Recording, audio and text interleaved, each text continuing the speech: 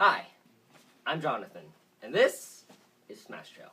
In this video, we will be talking about early history, including the Paleolithic and Neolithic eras with ancient Greece. In early history, life was tough and short because of the harsh conditions, along with little technological advances.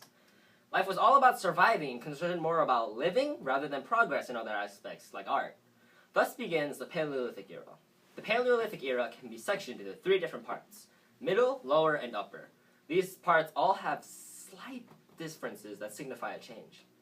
During the lower Paleolithic era, humans began to use tools, stone tools, like a smaller version of this, but made out of stone, to get things done every day much easier. And the creation of these tools made hunting and gathering a lot easier and more efficient. People of the Paleolithic era also lived very short lifespans, probably around 30 or 40.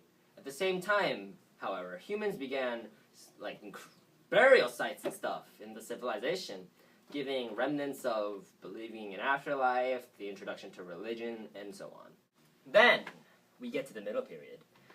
Innovations and brand new technologies greatly improved, and people started using arrows to kill prey from distances. This caused a little bit of settling down with these improvements and the ability to focus on different things, like art.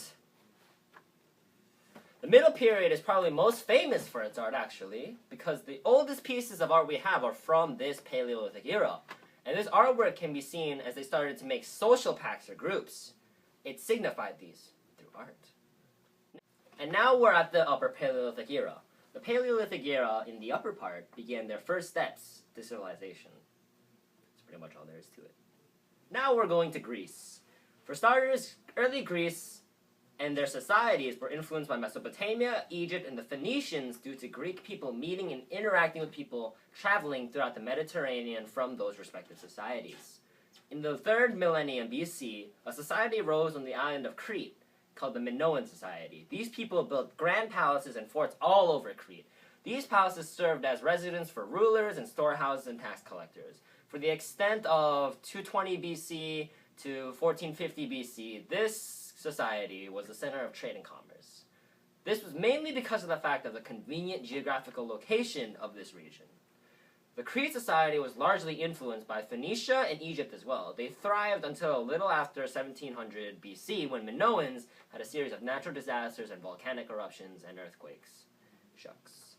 They rebuilt some of the palaces destroyed in the wave of natural disasters, but eventually, around 1100 BC, the wealth and success of the Cretan society attracted the attention of invaders who conquered them. The Crete technology in writing, construction, and maritime innovations still influenced Greece long after they were gone. In 220 BC, people from the Indo-European region began to trade with the Minoan civilization and inherited and learned about Minoan writing, construction, and maritime technologies. They developed their own language and heavily influenced by the language of the Minoans.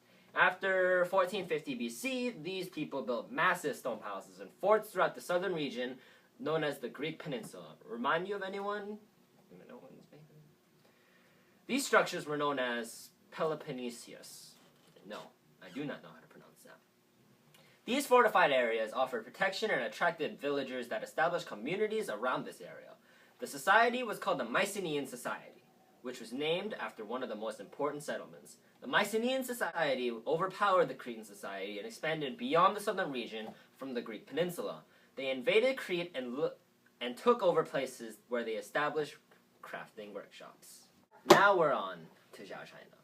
China's Zhou dynasty was the period of China's ancient prehistory. The Zhou dynasty lasted for over 5 centuries, with its greatest developments being in its achievement in culture. However, no pieces of the dynasty's artwork have survived from the time period. During the Zhou dynasty, the basis of things like agriculture and infrastructure were introduced.